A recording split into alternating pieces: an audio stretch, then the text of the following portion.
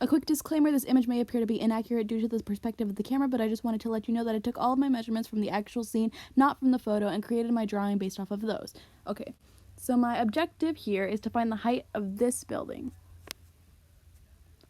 And I did this by drawing out two triangles, being triangle DCB and triangle ZXY. This math problem is one of great frustration because although it has many steps, the only lengths I truly need are the height of the fence and length D, because length D plus the height of the fence equals H, being the height of the building, which brings me to my next statement.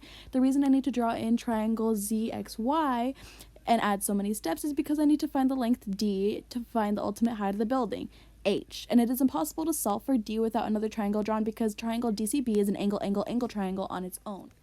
After drawing out the triangles, I measured the height of the fence as 78.5 inches and labeled that value as my horizontal. This yellow dashed line represents my horizontal. I measured the angle of elevation from the top edge of the fence to the top of the building using a protractor app and labeled this angle D. I then proceeded to measure angle Z from the base of the fence, which is labeled here, to the height of the horizontal in the building, which is right here.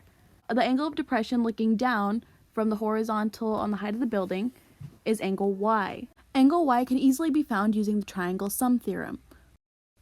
This theorem states that all the angles of a triangle add up to 180 degrees. We can therefore subtract all the angles we know, being Z, which was measured, and X, which was assumed because it can be assumed that the building is not leaning, and ultimately get 67.33 degrees as our angle Y through this equation, 180 minus 90 minus 22.67.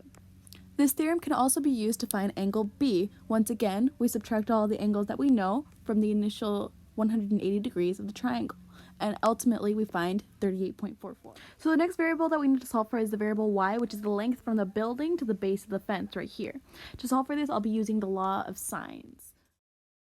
The law of sines is as depicted. It is the sine of angle A over its opposite side A is equal to the sine of angle B over its opposite side B. The capital letters represent angles, while the lowercase letters represent the sides opposite them.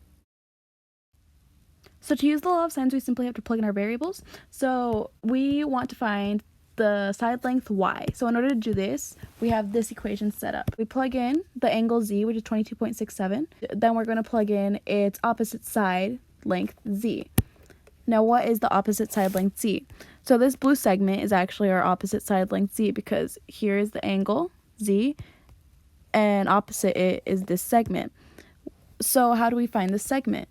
This segment has been already measured through the height of the fence because our horizontal ends at the height of the fence.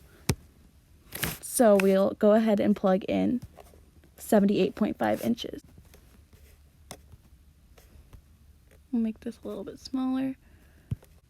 Now to plug in the second part of the equation, the sine of Y over the side length Y. So here we have our angle Y, represented by the capital letter. So 67.33 is going to be inside of this little parentheses. And then beneath that, our opposite side length Y.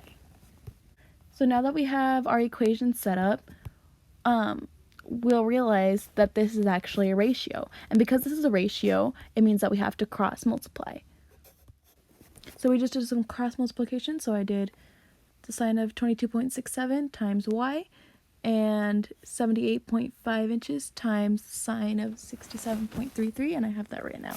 So the next step that we need to do is we need to isolate the Y variable because that's what we're looking for. So step 2, isolate Y. So we're going to do this by dividing both sides by the sine of 22.67. So I divided and I calculated. I just rounded to 180 inches. So that's step 3. Go ahead and round. And now I know that this length right here is going to be 188. Okay, so here I have some drawings, and it's essentially the same thing as the picture. It's just flipped. So now that we have our Y variable, what are we going to do with it? Why is this useful? So this is actually useful to find the base of our yellow triangle up here. So our base, we call it B, is actually going to be Y plus 2. And the reason it's Y plus 2 is because the width of the fence is 2 inches. So because the width of the fence is 2 inches, and because this triangle goes from the edge of the fence to the top of the building, that means that we have to measure including this width. So we go b equals y plus 2, and y is 188. So 188 plus 2 is going to be 190 inches. 190 is going to be the base of this yellow triangle. So now that we have the base of the yellow triangle, which is 190 inches, which we just solved for, we can finally solve for this length d. So we're going to do this using the law of sines. Again, we're going to set up our equation. So the sine of 38.44 over its opposite side, sine of 51.56 over its opposite side, d. We're going to cross multiply once again, and then we're going to isolate y by dividing, and then once again we're going to round. So we end up with d equals 239 inches. Now what are we going to do with that 239 inches? That means that we can do the equation 78.5 plus 239 to solve for the total height of the building, being h. And this can be expressed through this equation right here. H is the equivalent to the fence height plus d, which is 78.5 plus 239 inches, which is ultimately going to bring us to 317.5 inches. So in order to find this measurement in feet, you just go ahead and divide by 12, and that would bring you to approximately 26.45